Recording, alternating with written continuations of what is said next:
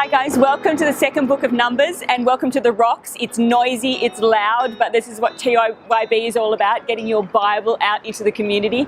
So guys, we're in the second week of Numbers. I hope you're loving this book. I hope as you're going through this book, you're like, oh my goodness, this is the quail and it literally is setting a foundation for your Christian life. This is our history. This is upon the foundation for which our Christian life stands. So just as you read it, go through the list, go through everything. Guys, let me talk to you about genre. Now, genre is a word that we kind of throw around in these snapshots and you're probably thinking, I don't know what you mean. Genre is literally the category or the style of literature. If you went into a library and you wanted, you wanted a romance novel, you would literally, if you were going to the 66 books of the library of the Bible, you would go and go, okay, I feel like a romance novel, and you would pull out the genre of maybe Song of Songs. If you wanted history, you'd go to Genesis or Exodus or Leviticus or Joshua or Kings, and you'd pull out a history one. If you wanted something that had a bit of ounce to it, and Joshua and the war, or if you wanted a letter and you wanted to read a personal instructive letter, then look at the New Testament. So when we look at the genre of Numbers, this is a collective of books, a collective of genres.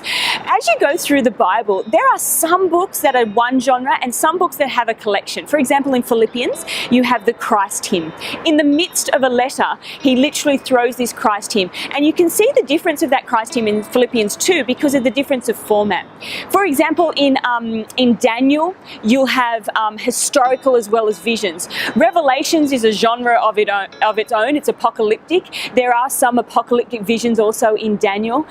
So literally, as you get to know the different styles of the book, you can read them. Why do I need to know about genre? It's the way you read it. If I started a lecture and I said, knock, knock, who's there?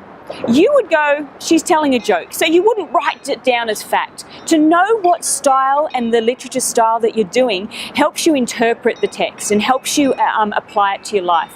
So as you go through, guys, you're going to get wisdom literature in the Bible, you're going to get Psalms, you're going to get Gospels. But in Numbers, you have a different mishmash of a whole different genres. In Numbers, you have lists, you have laws, you have historical narrative, you have poetry, you have travel itineraries, all mixed into one. You have a Hebrew poetry, you have prayers, you literally have a victory song, you have a diplomatic letter, you have prophecy and civil law.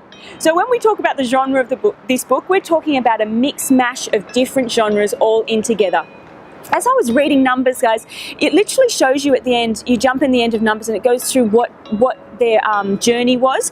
I actually am a visual person, so I jumped on and actually just found a quick map. Just Google search Wilderness Wanderings Journey and you can find this map, and it's a great map to just see where they're going and kind of map it out of what they're doing. The other thing I loved about this book is literally the application. As you study each individual story, you can go through and highlight them in the New Testament. For example, the bronze snake, it literally is pointing forward to Jesus, and you can read that in John 3:13. Balak, you thought DreamWorks came up with the talking donkey?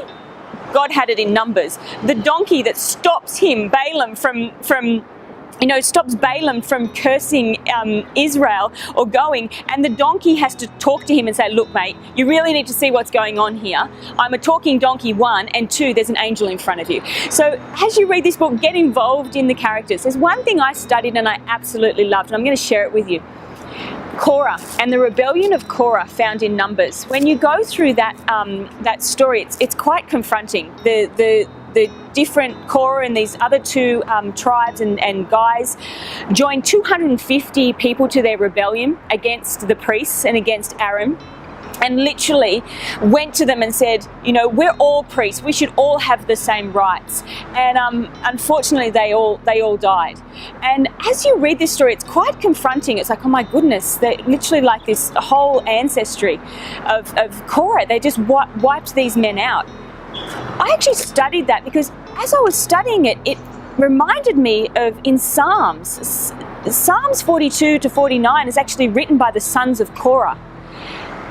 And so I thought, I'm going to go on a journey with this. Let me just quickly tell you the story. when you read Numbers 3, you can see that some people were assigned different roles as priests and as the Levites. And the Levites were given these different roles, and there was a tribe called the Kohathites. It's Kohahites. They were the ones that were supposed to pack up the temple. So when they packed up the temple, they had to put it all together. They weren't allowed to touch it. It was quite a hard job. They had to lug it on their shoulders, and they were serving God by lugging it on their shoulders, and they had to carry it. And they are actually literally the grandson of these men that had to do the hard labor and all that stuff is Korah, and he becomes angry that his grandfather and all these people have to do all this stuff, and the priest is sitting there doing nothing. And literally this rebellion and offense in his heart ends up being a rebellion because he tells others and a rebellion of the community. Numbers is a great book to learn about complaint, and good complaint and bad complaint. We're going to have a chat about that in the dive. But let me tell you, generations later, after Korah, the grandsons of Korah and the next generations, great-grandsons of Korah, became psalmists, ones that restored that relationship, worship to God, that faithfulness. Samuel, you read in 1 Chronicles, Samuel is actually in the generational line of Korah. So you know what? No matter what your family is, no matter what's happened in the past, God turns it around and can redeem it. You are the start of a next generation who will follow God in faithfulness, no matter what the generation before you did. So today I want you to be encouraged in Numbers. Read it, get into the book, study it, and have a ball. The dive this week, guys, is a takeaway. It's basically the 5 action points that I got out of Numbers. When you read your Bible, have some takeaway action points that help transform your life. Have an absolute ball in the book of Numbers, guys. Finish this book and love being in this incredible historical context.